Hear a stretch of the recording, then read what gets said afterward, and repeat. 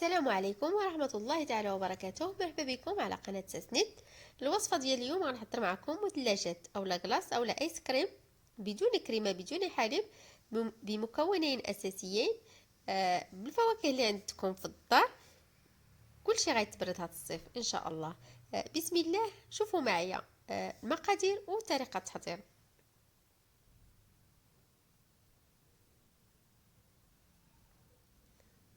بالنسبة للمثلجة الاولى غنحتاجو فريز مجمد اولا فراولة مقطع طريفات، وهنايا يوغورت بنكهة الفراولة، وهنايا السكر بودرة ملعقة كبيرة من السكر بودرة، وهنايا عندي عصير الحامض كذلك ملعقة كبيرة.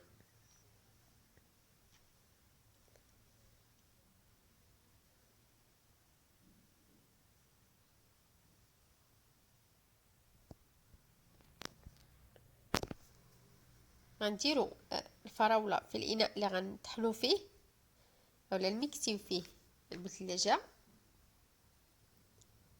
ولا الكلاص. غنضيفو ليه ملعقة كبيرة من السكر بودرة اولا السكر ثقيل، وهنايا ملعقة كبيرة من عصير الحامض، ويوغورت بنكهة الفراولة.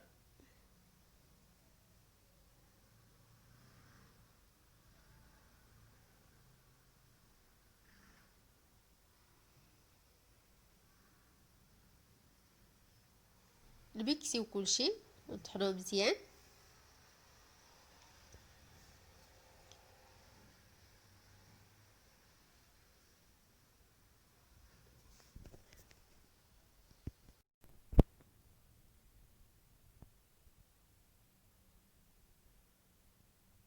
وهنايا من بعد غناخدو البواطه اللي غنديرو فيه المثلجات ديالنا. يمكن لكم تستعملوا البواطات الفرديين.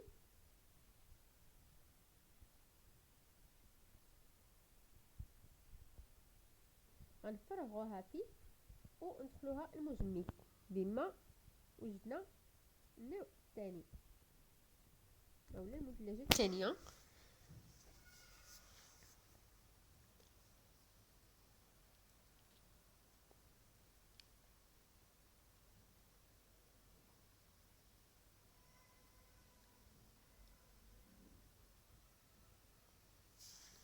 نقادها وندخلها المجمد. وهنايا بالنسبه للمثلجه ديال الموز، عندي هنايا موز اللي مكونجلي اولا مجمد، وهنايا يوغورت بنكهه الموز، ملعقه كبيره من عصير الحامض، وملعقه كبيره من السكر بودره. غطحنوا كلشي.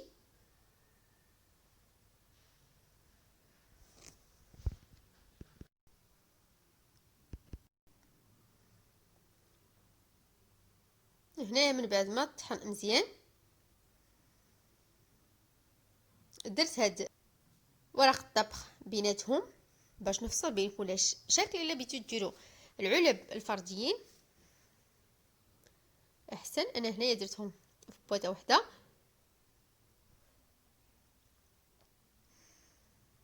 نفرغ الكلاص، الخليط ديال الكلاص قادو بسباتول،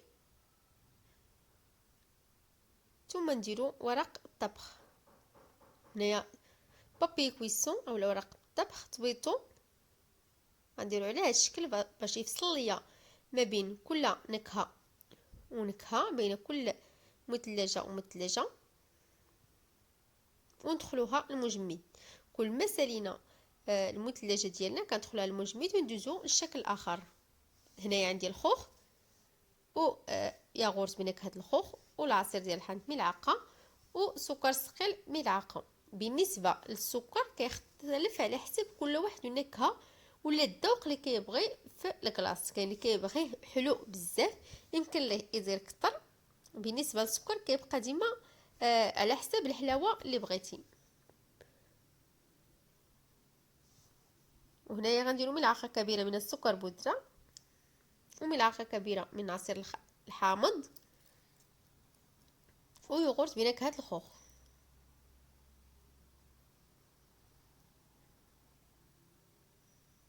نطحن كلشي مزيان.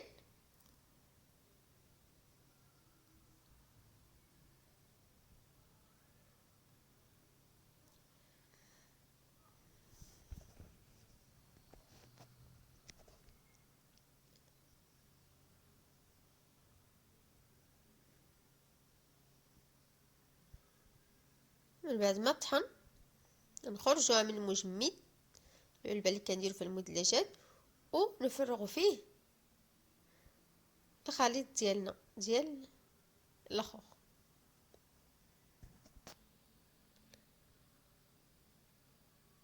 وهنايا كندير بابي كويسون.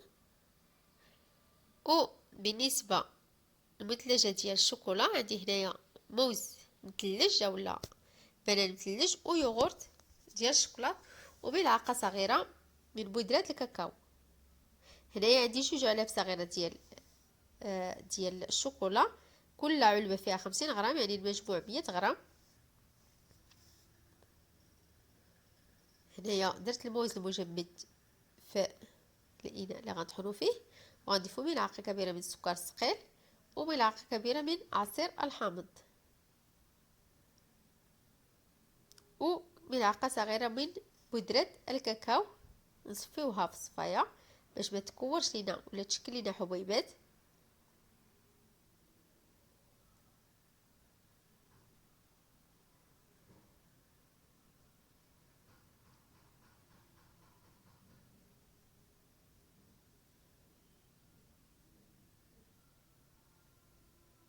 ثم يوغورت الشوكولات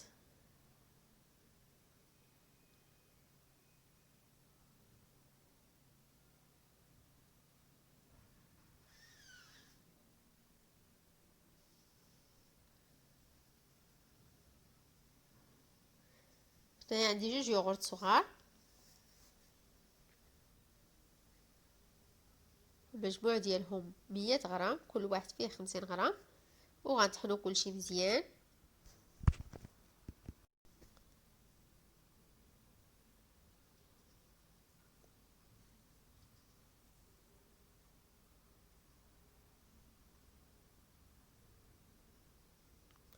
من بعد ما طحن كنخرج البيضه ديالنا من الكونجيلاتور وكنخويو فيها الخليط ديال المثلجه ديال الشكلاط.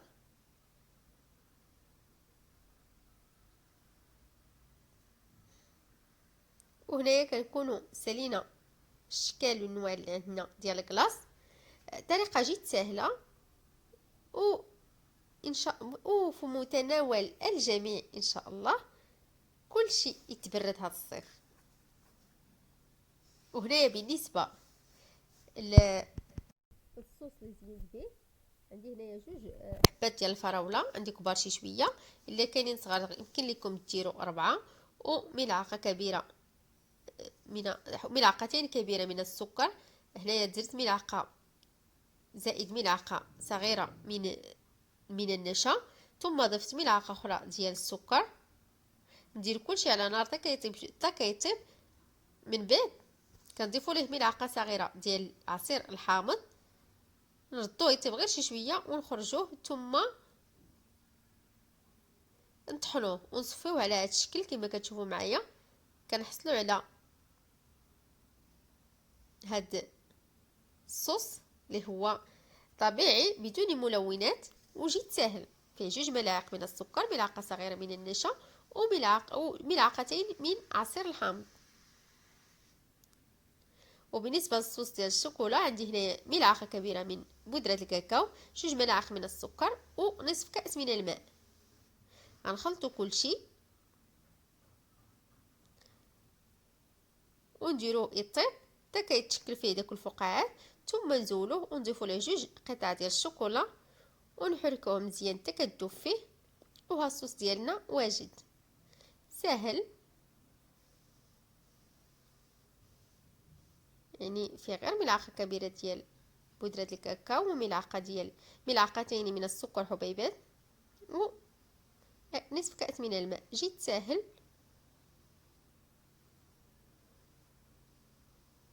ان شاء الله ينال اعجابكم. وغنزينو بهم المثلجات اولا الكلاص ديالنا.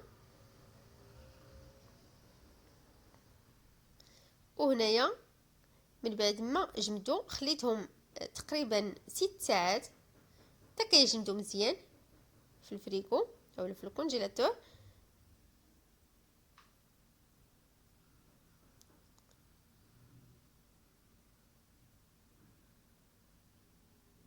وهنايا عندي الماء غندخل فيها ملعقه ديال لاكلاص، ديما ندهنها باش تحافظ ليا على الشكل ديال المثلجات، تيجي الشكل ديالهم جميل وكتحافظ على الشكل. وعاود نغطسوها في الماء.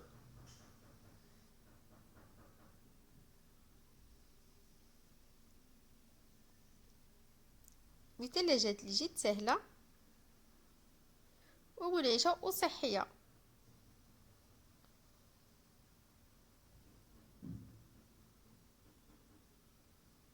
يمكن لكم تقدموهم جميع النواع ديالهم في واحد الكاس، كما يمكن لكم على حساب كل واحد والذوق اللي بغى.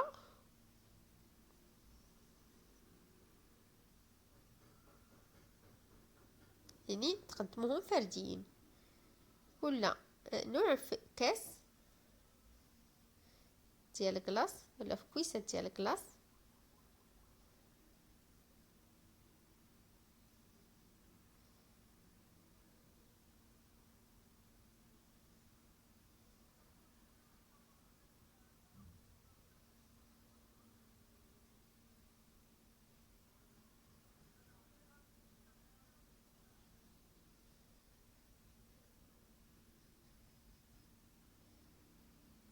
وغنزينوهم بالصوص اللي وجدناه، درتو في جيب هكا وغنديرو منه خطوط، حاجه اللي هي صحيه.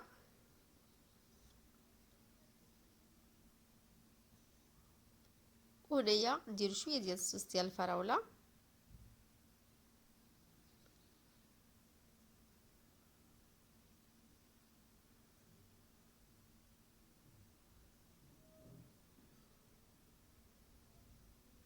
كما يمكن لكم تخدموها على هذا الشكل ديال الفراوله بوحدهم وديال الخوخ، يعني كل على حسب الاذواق.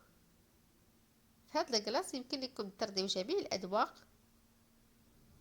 كاين اللي ما كيبغيش الشوكولات، كاين اللي كيبغي ديال الموز، كل واحد واشنو كيبغي.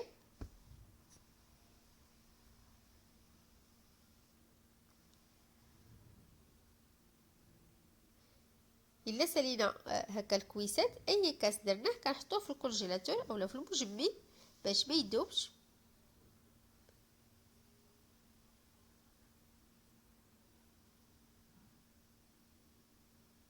وهنايا ديال الخوخ،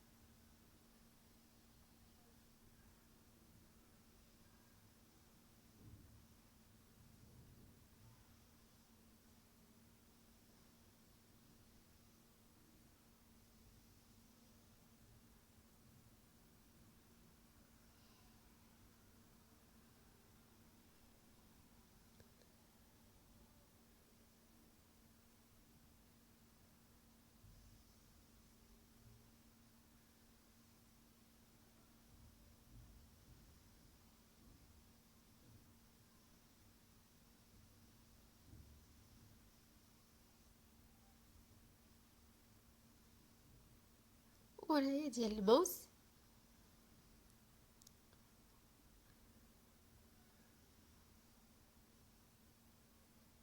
الاشكال اللي وجدنا ولا كلاص اللي وجدناه في الكويسات كنحطوه في المجمد كما قلت لكم. وها الاشكال اللي وجدنا معكم، المنظر ديالهم رائع والمذاق لذيذ بزاف. ما تنساوش تشتركوا بالقناه ديالي وجيب لي عجبتكم الوصفه وتبارطاجيو الفيديو.